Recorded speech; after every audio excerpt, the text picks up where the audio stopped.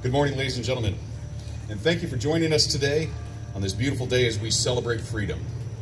My name is Dave Olmsted. I'm the secretary of JB Covert Lodge. I'm an Eagle Scout, a member of Troop 443, and I'll be the master of ceremonies for today.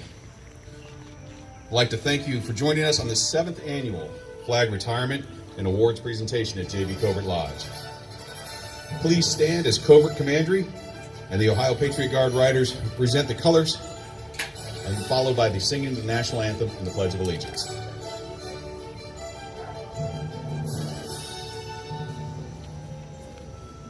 Ladies and gentlemen and brethren, we are about to receive the flag of the United States of America.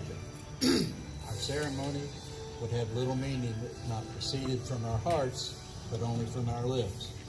As the red, the white, and the blue is paraded, let all present be reminded that we meet under the banner of liberty, practice our rituals and rites in the safety free from intrusion, and worship God according to our conscience because of that flag. It means America, and America means each of us. It means liberty, and liberty is our greatest possession. It means justice, and justice is not only one of our cardinal virtues, but the foundation stone upon which men build their lives. It means opportunity, and without opportunity, men and women would be slaves. Greatest of all, it means freedom. Freedom to express ourselves, to apply our God-given talents to any lawful vocation, to work and live wherever we choose. Greatest of all, it means love and to love and worship God according to the dictates of our conscience. That flag was earned on the battlefields of war by the blood of our nation's youth. Under God's watchful care, it withstood the cold winter at Valley Forge. It stood tall on the fields of Gettysburg, in the forests of Verdun, on the beaches of Anzio, Normandy, Guadalcanal, Iwo Jima, and Okinawa, on the mountains of Korea, at the Chosin Reservoir, the Punch Bowl, and Port Chop Hill, in the jungles of Vietnam during the Tet Offensive, the battles of Hue, Khe Sanh, Hai Chi, and Cantian. It was tested on the desert of Saudi Arabia, Kuwait, and now in Afghanistan and Iraq. Without that flag, we are not a nation. With that flag, we are the owners of man's most precious heritage, the right to call ourselves Americans. Post the colors. Scout salute.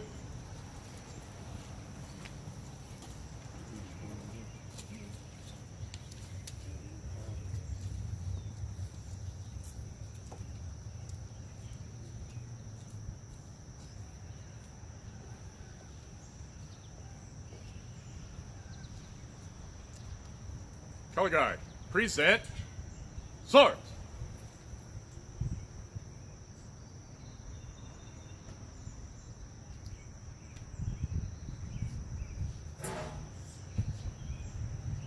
Carry swords. Ladies and gentlemen, please remain standing as Nicole Line, a graduate of West Claremont High School, class of 2018, will join us in the national anthem as the color guard retreats.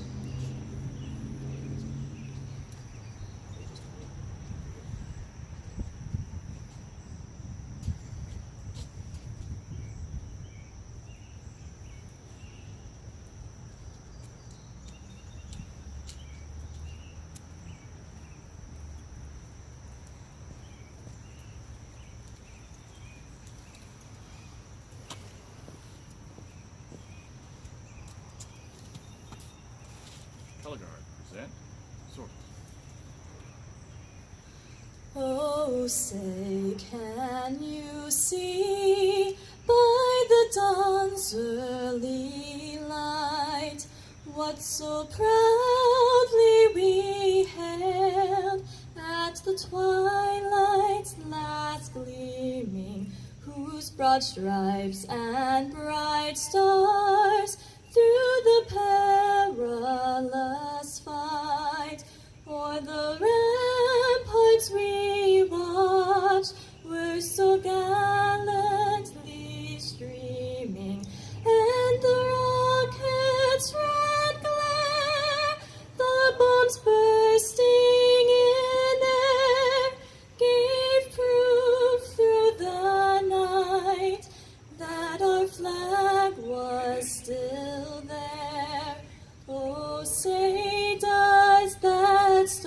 star-spangled banner yet wave o'er the land of the free and the home of the brave. Ladies and gentlemen, will you please remain standing and join me in the Pledge of Allegiance? I pledge allegiance to the flag of the United States of America and to the republic for which it stands, one nation, under God, indivisible, with liberty and justice for all. Thank you, ladies and gentlemen. You may be seated.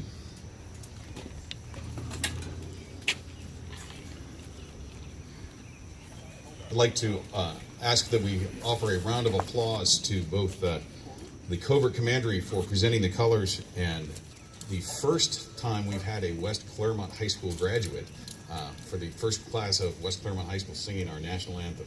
Please join me in a round of applause.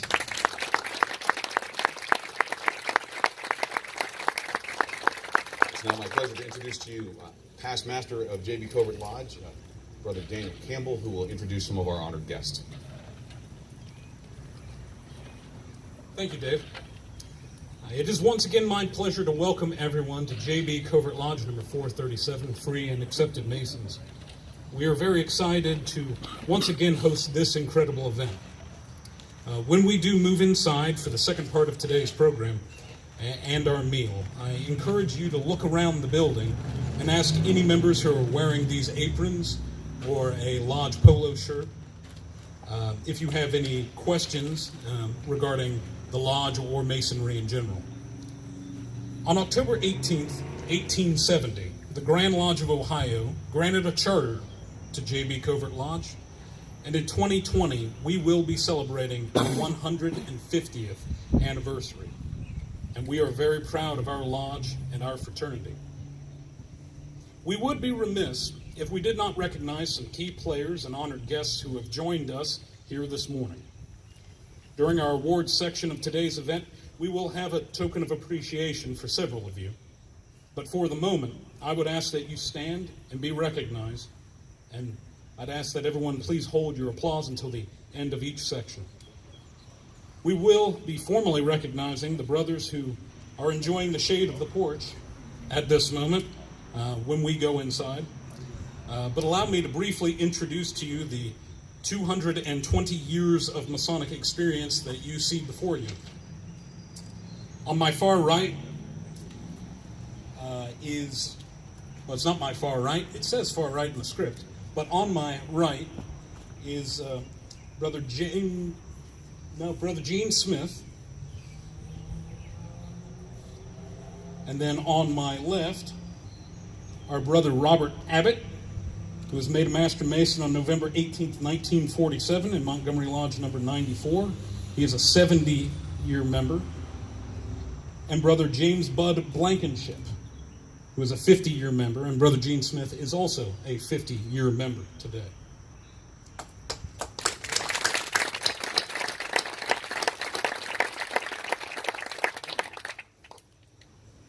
Thank you, brother. You can sit.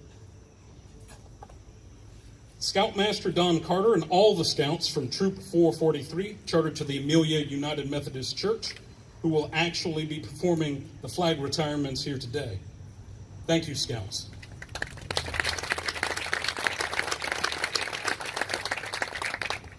The Ohio Patriot Guard Riders, led by Bob Wood and their members. Thank you all for coming out today.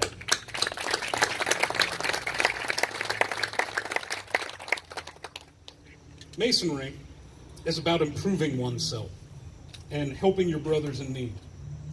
In that spirit, we would like to thank the members of our community who choose to serve each and every one of us every day and provide us with help and the relief to those who are most in need. Representing some of our first responders and law enforcement agencies are members of the Union Township Fire Department, their Chief Stan Dimling,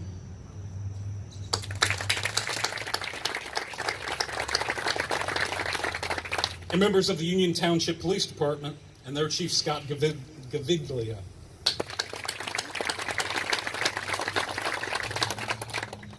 Many of the members of J.B. Covert Lodge are veterans, and we have a few members who are still actively serving. To that end, we have several veterans groups represented here today, and I would like to briefly recognize them and would ask that we hold our applause until we've recognized them all. The Claremont County Purple Heart Chapter 156, VFW Post 3954, Claremont County, VFW Post 9630, Mount Carmel, the Amelia Bicentennial Post 773 of the American Legion, Post 72 of the American Legion, and the Claremont County Chapter 63 DAV. The Yellow Ribbon Support Center, thank you all for coming today.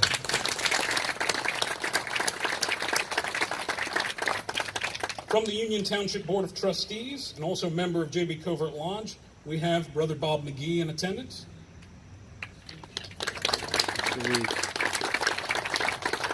From the 12th District Court of Appeals, we have Judge Robert Ringland, who is today a 35-year member of JB Covert Lodge. Thank you, Your Honor. And from the Claremont County Board of Commissioners, we have David Painter here today.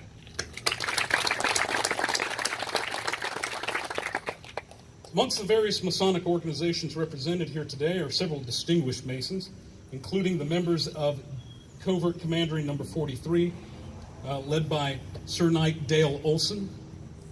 Give them a round of applause.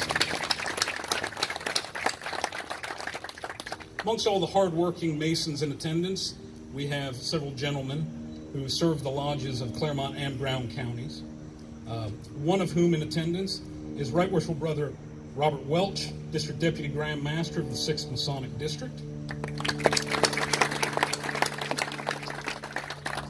And we are very honored to have with us Right Worshipful Brother Richard A. Dickershide, Junior Grand Warden of the Grand Lodge of Ohio, representing Most Worshipful Brother Eric E. Shaw, Grand Master of Masons in Ohio.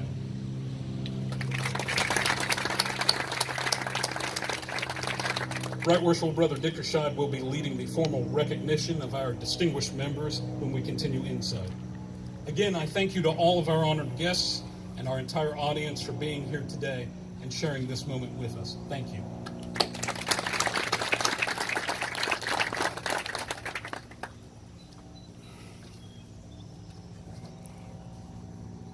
Over the last few years, we have discussed the fact that patriotism is defined as devoted love and support in defense of one's country, a national loyalty. We have shared the words of famous Masons such as General Douglas MacArthur and several authors of the Declaration of Independence. The very men who sealed that most important document did so with this pledge. And for the support of this declaration, with a firm reliance on the protection of divine providence, we mutually pledge to each other our lives, our fortunes, and our sacred honor. Ladies and gentlemen, I contend to you that volunteerism is the lifeblood of a thriving republic such as ours. Whether it's informal groups like the Masons or Rotary or the Boy Scouts, or church efforts like Crossroads Church recent Go Local Volunteer Weekend, our communities were built and continue to grow on the efforts of volunteers. According to the Corporation for National and Community Services 2015 survey in Cincinnati, only 25.8% of residents volunteer, ranking us 28th among 51 of the largest metro areas in the country. Now that still totals 432,839 volunteers, with the average volunteer donating 24 hours of their time for a total of over 40 million hours of volunteer service annually.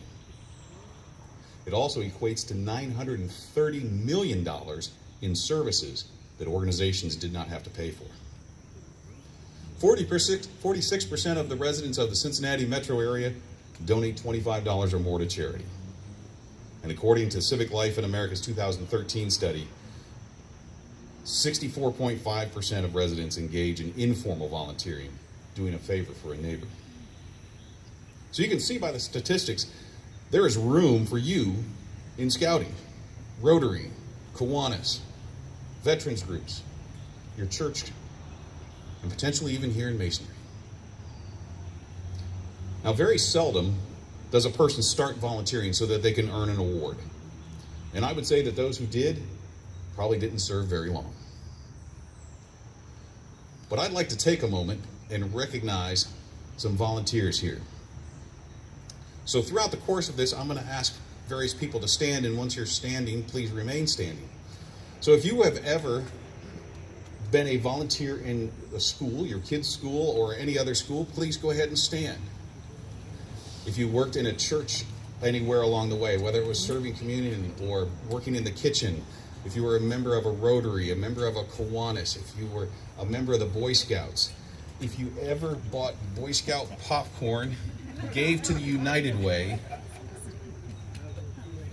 or any other charity, you helped grow our great community. And with that, you all deserve this standing round of applause.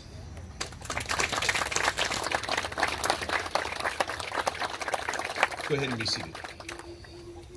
There is a volunteer that I would like to recognize by name, because even though we said we don't do it by name, sometimes there's a time when you need to recognize a person.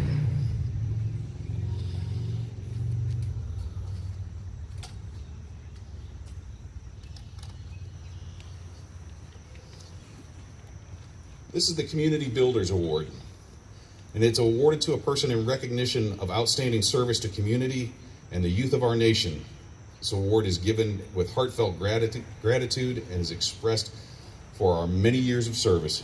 It's presented by J.B. Covert Lodge number 437 under the signature of Worshipful Master Carl White and myself. It is presented to the Scoutmaster of Troop 443, Mr. Don Carter. Don, if you would join us.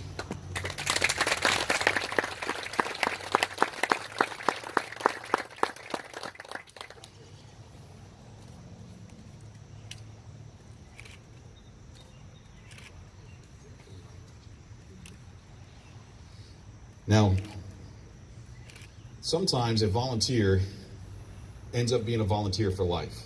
And we love volunteers who are volunteers for life. And sometimes they put a time limit on it, and then they ignore their own time limit. One of those volunteers is taking our picture here today. Brother Jack, if you would take the camera. It's that button there. So Don Carter's certificate says to Don Carter, Scoutmaster. John Rowe Jr. is a Mason and a Scouter, and someone when you pick up the phone and say, hey, can you help me go on a mission of mercy and bring some food to a member in need? His answer is, what time? John threatened to move away from us, and I am happy to announce publicly that last Wednesday, he and his wife Kim decided they're staying in town. And John is a great asset to our community, and we want to thank you so much.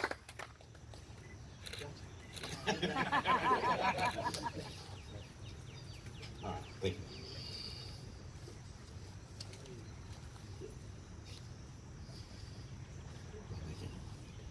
As we prepare to turn the program over to the Boy Scouts this morning, I'd like you to consider this: that for more than 200 years, the American flag has been the symbol of our nation's strength and unity.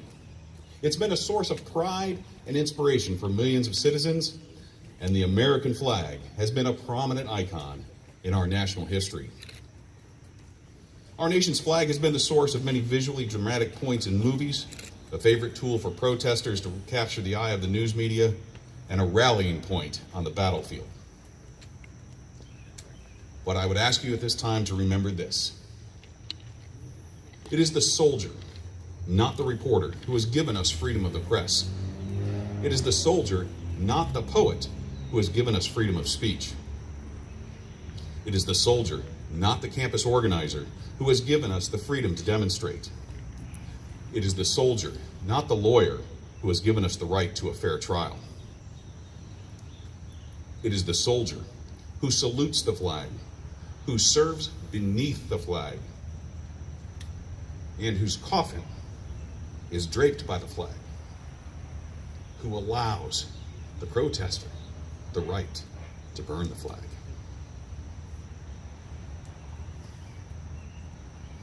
It has been a long-standing tradition in the Boy Scouts to teach proper flag etiquette to all scouts and leaders.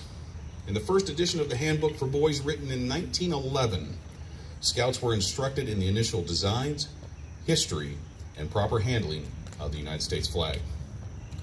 This same information is found in today's Scout Handbook, over 100 years later. Coincidentally, one of the founders of Scouting, Daniel Carter Beard, was a Mason, and in Masonic circles, he is known as a 33rd degree Mason. Daniel Carter Beard, Uncle Dan as he's known in the Boy Scout world, was born on June 21st, 1850. He was an American illustrator, author, youth leader, and social reformer who founded the Sons of Daniel Boone in 1905, and later merged that program into the Boy Scouts of America. He was a member of Mariners Lodge number 67 in New York City, and Cornucopia Lodge number 563 in Flushing, New York. Daniel Carter Beard was born in Cincinnati, Ohio, into a family of artists, and as a youth, he explored the woods and made sketches of nature. He lived at 322 East 3rd Street in Covington, Kentucky, near the Licking River, where he learned the stories of Kentucky pioneer life. There are several other notable contributors to the programs of Scouting that also have a Masonic background, and the relationship between the Masonic community and the Scouting community within the Dan Beard Council is very strong. With its foundation in some of our nation's most steadfast principles, it's no wonder that throughout the years it has become customary for communities to turn to the Scouts for support in this most patriotic endeavor. It is tradition that once we start retiring flags, nothing other than fuel and additional flags be added to the fire ring, as it is viewed as a sacred space.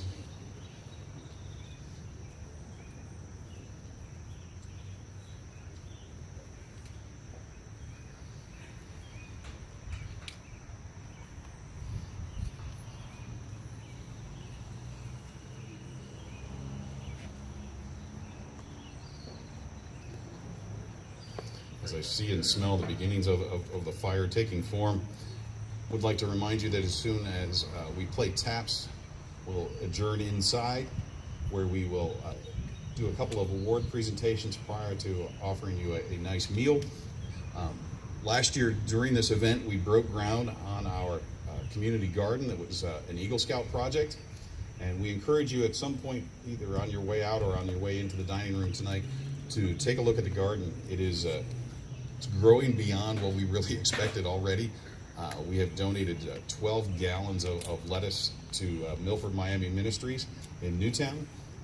We have 33 tomato plants and 33 pepper plants that are just about to go crazy and bury us in produce to donate to the local community as well as to our members. And it is the result of a young man's Eagle Scout project that got started at this very event 1 year ago today.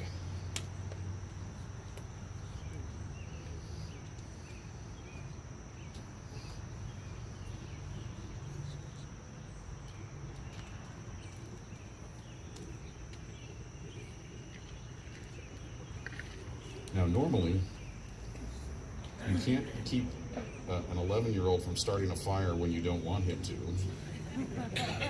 And that might be the problem here at the moment. We have too many adults trying to build a fire. We needed to give it to an 11-year-old and say, don't start that fire.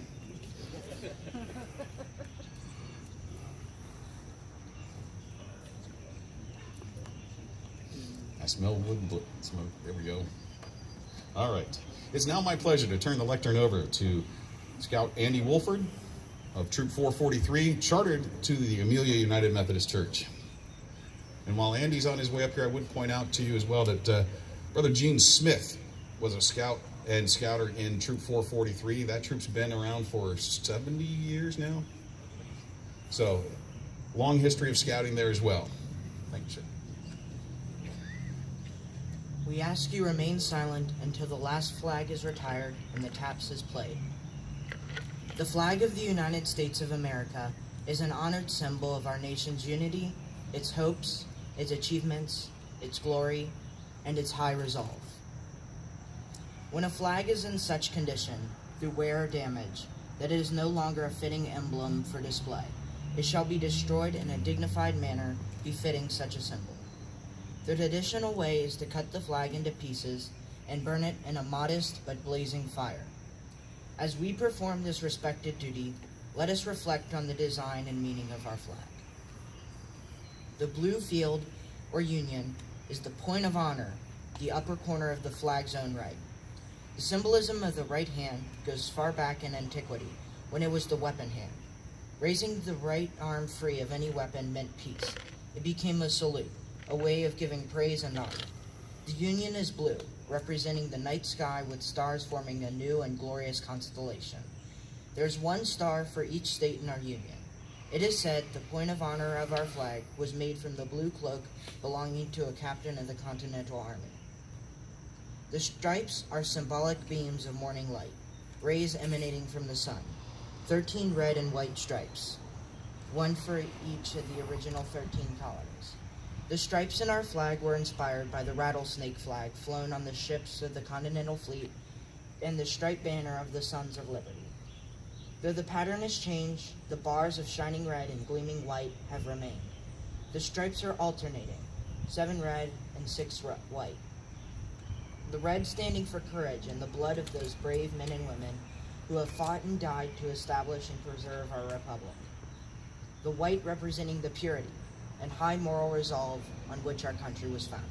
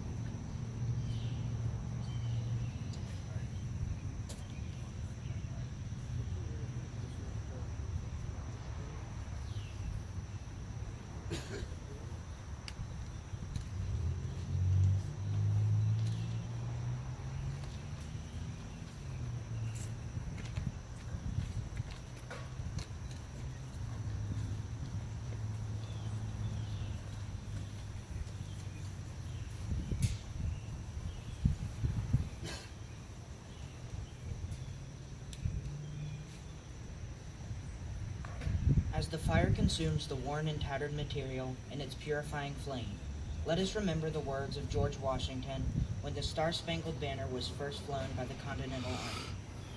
We take the stars from heaven and the red from our mother country. We separate the red by white stripes, thus showing that we have separated from her. And the white stripes shall go down in prosperity, representing liberty. Thus the stars and stripes became what it is, born amid the strife of battle. It became the standard around which a free people have fought to preserve the greatest nation in the world.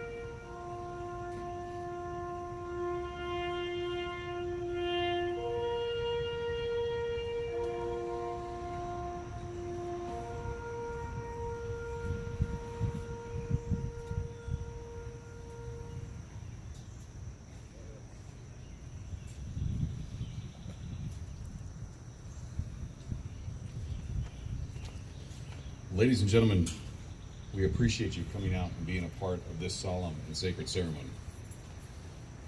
We would ask you to join us inside at this time for a little refreshment, the continuing of our award ceremony. The Boy Scouts are not going to retire all of these flags today. This is several hours of flag retirement to do. They will retire one or two more while we're all inside it, and then take the rest back to use at a campsite another evening. So with that, we are adjourned out here. We'll see you inside.